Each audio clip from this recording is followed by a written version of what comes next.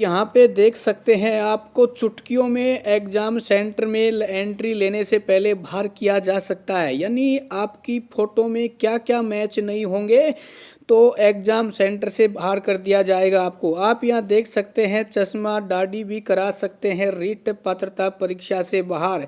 और उसके अलावा साथियों मैं आपको और यहाँ बहुत ही इम्पोर्टेंट जानकारी दिखाना चाहूँगा। आप यहाँ पे देख पाएंगे कि आवेदन के साथ भी लेटेस्ट फ़ोटो ही लगाना होगा। सेंटर पर अभ्यर्थी की पहचान के लिए आवेदन के साथ लेटेस्ट फ़ोटो अपडेट करवाई गई है। जिन अभ्यर्थियों ने 6 महीने से ज़्यादा पुरानी फ़ोटो अटैच की है तो उनकी पहचान में भी समस्या रहेगी। सेंटर पर तैनात वीक्षक को फ़ोटो व अंगूठे के बायोमेट्रिक सत्यापन से पहचान में कोई गड़बड़ी दिखेगी तो अभ्यर्थी को परीक्षा से भी बाहर किया जा सकता है। साथियों इस वीडियो को आपको ध्यान से देखना ताकि आपको कोई भी समस्या नहीं आए। और अभी आपके पास काफ़ी समय बचा हुआ है तो आपको क्या क्या कर लेना है ताकि आपको एग्ज़ाम देने से कोई भी माई का लाल है वो रोक नहीं पाएगा। ठीक है, चलो भाई सबसे पहले अपन यहाँ बात कर लेते हैं। देखो साथियों आपकी जो 3 पारियों में परीक्षा होगी तो क्या है इसमें लेवल 1 की भी क्या है 2 पारी होंगी और लेवल 2 की भी 2 पारी होंगी। यानी दो दो पेपर आपके आने वाले हैं। यदि पेपर का लेवल डिफरेंस रहा तो नॉर्मलाइजेशन भी हो सकता है। ठीक है, चलो अब साथियों अपन यहाँ देख लेते हैं फ़ोटो के लिए आपके जो गाइडलाइन पेश की गई थी तो वो गाइडलाइन क्या है। देखो दोस्तों इसमें स्पष्ट तौर पे लिखा गया है अभ्यर्थी को आवेदन फॉर्म अपलोड किया जाने वाला पासपोर्ट साइज फ़ोटो लेटेस्ट लगाना होगा जो 3 महीने से ज़्यादा पुराना ना हो। यानी 4-5 महीने की चल जाए कोई दिक्कत नहीं है। अभ्यर्थी की ओर से आवेदन पत्र में जैसा फ़ोटो दाढ़ी ठीक है ना क्लीन सेव यानी आपने उस समय जैसे भी फ़ोटो लगाई है पात्रता फॉर्म भरते समय तो आप भाई साहब आप जब पात्रता परीक्षा देने के लिए जाओगे तो आपको वही फ़ोटो वहाँ पे लेके जानी है। ठीक है ना, यानी क्लीन सेव यदि आपकी दाढ़ी वाली फ़ोटो हो तो वैसी आपको लेके जानी है। लगाया है उसी तरीके से एग्ज़ाम के दिन सेंटर पर आपको पहुँचना होगा जो मैंने आपको बता दिया है। जैसे अगला उदाहरण अगर मेल अभ्यर्थी ने आवेदन फॉर्म में दाढ़ी में फ़ोटो लगाया है तो उससे एग्ज़ाम सेंटर में दाढ़ी में ही उपस्थिति दर्ज करवानी होगी।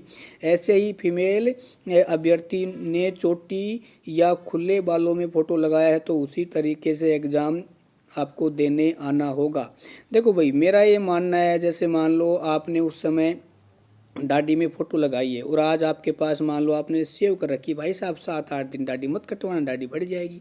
और रही बात है फीमेल कैंडिडेट की, देखो भाई मान लो आपने वहाँ पे खुले बालों में फ़ोटो लगवाई है तो आज आप चोटी बांध रहे हो तो आप ऐसा करने अपनी चोटी खुले कर लेना, इसमें क्या टेंशन है। लेकिन मेरा ये मानना है देखो बोर्ड को थोड़ा इस पर सोचना चाहिए। जो भी इतने बड़े बड़े अधिकारी बैठे हुए हैं उनको भी थोड़ा इनमें ये सोचना चाहिए कि जब बच्चे के पास इतने ओरिजिनल डॉक्यूमेंट वो लेके आएगा और फिर आप देखो डॉक्यूमेंट को यदि आप चेक नहीं कर पा रहे हैं तो कहीं ना कहीं देखो मेरा ये मानना है आपको अपने मानसिक लेवल को बढ़ाना पड़ेगा। ठीक है ना, क्योंकि वो अपना देखो पहचान पत्र भी लेके आएगा, आधार कार्ड भी लेके आएगा। भाई उसके पास ऑनलाइन डाटा आप चेक करिए ना, उसकी बायोमेट्रिक है उससे आप चेक करिए। लेकिन इस प्रकार से आप मानसिक रूप से बच्चों को टॉर्च कर रहे हो तो मेरा मानना ये गलत है। क्योंकि एक स्टूडेंट के लिए इस प्रकार की न्यूज़ जब उसके सामने आती है ना तो कहीं ना कहीं उसकी पढ़ाई है वो भी बाधित होती है। लेकिन साथियों आपको डरना नहीं है, किसी को भी पात्रता परीक्षा से बाहर नहीं किया जाएगा। बस ये है आपका 5-10 मिनट इसको चेक करने में लग सकता है। ठीक है ना, अपने आधार कार्ड को अपडेट करवा लेना। ठीक है, चलो इसके अलावा साथियों अपन यहाँ बात करेंगे जैसे मैंने आपको बता दिया कि 27 फरवरी को क्या है प्रथम पारी सुबह ठीक है ना 10 बजे से 12 बजे 12:30 बजे तक होगी। इसमें दोनों लेवल रहेंगे, फर्स्ट लेवल सेकंड लेवल। तो एक पेपर ये हो जाएगा फर्स्ट और सेकंड लेवल का। ठीक है ना, उसके अलावा 27 फरवरी की 3 बजे से जो सेकंड पारी होगी उसमें लेवल द्वितीय का पेपर आएगा। तो ये 27 तारीख को लेवल जो सेकंड वाले हैं उसके 2 पेपर आएंगे। ठीक है ना, यदि दोनों पेपर का लेवल डिफरेंस होता है तो भाई साहब नॉर्मलाइजेशन होना बिल्कुल तय हो जाएगा। और उसी प्रकार 28 फरवरी को सिर्फ ओनली लेवल प्रथम का पेपर रहेगा। तो लेवल प्रथम का एक पेपर हो जाएगा 27 को, एक हो जाएगा 28 को।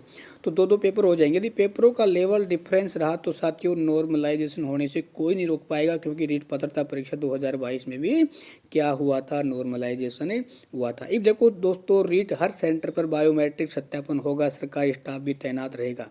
यानी इस प्रक्रिया में साथियों थोड़ा सा आपको सावधान होना है। बायोमेट्रिक अपने आधार कार्ड को अपडेट करवा लेना है। और आप जब आधार कार्ड को अपडेट करवाओगे तो आपको ये ध्यान रखना है कौन सी आपकी फिंगर है वो 100% मैच हो रही है। उसी फिंगर को आपको याद रखना है कि भाई मेरा अंगूठा ये दाएं हाथ का या बाएं हाथ में कौन सी अंगुली है, कौन सा अंगूठा है जो सबसे फास्ट और 100% वो क्या है मैच खा रहा है, उसको आप याद कर लेना, ठीक है ना। और वहाँ पे आप बायोमेट्रिक लगा देना। क्योंकि भाई देखो सर्दी का टाइम है, हो सकता है भाई फिंगर में आपको समस्या आए। इसका मतलब ये नहीं है कि भाई मान लो आपको बायोमेट्रिक वहाँ पे फिंगर नहीं लगता है तो आपको बाहर किया जाएगा, नहीं साथियों, वहाँ पे नोट कर दिया जाएगा, ठीक है ना। और 5-10 मिनट आपका ऊपर नीचे हो सकता है क्योंकि आपके पास ऑलरेडी और भी डॉक्यूमेंट तो रहेंगे ना। पहचान पत्र भी आपको लेके जाना है, उसके अलावा आधार कार्ड भी आपको लेके जाना है, ड्राइविंग लाइसेंस, ठीक है। आपको अपनी तरफ से एक्टिव होके जाना है, ठीक है। चलो ये देखो दोस्तों, काम की बात तो यही थी जो मैंने आपको बता दी है कि फ़ोटो में कोई समस्या आ रही है कि आपने घनी पुरानी फ़ोटो लगाई है तो कोई डरने की बात है नहीं। बस अपने आधार कार्ड को अपडेट कर लेना। उस समय जो फ़ोटो लगवाई थी यदि आपने जैसे यदि आपने बिल्कुल शेविंग कराई हुई है तो आज की डेट में भी आपको बिल्कुल वहीं पर सेव करा के जाना है, शेविंग करा के, ठीक है ना। यदि मान लो महिला कैंडिडेट है, यदि आपने खुले बालों में फ़ोटो अपलोड की थी उस समय पात्रता फॉर्म भरते समय, तो जब आप पात्रता एग्ज़ाम देने के लिए जाओगे तो एंट्री होने से पहले अपने बालों को खुला कर लेना, ठीक है ना। कोई टेंशन नहीं है, आपको टेंशन नहीं लेनी है।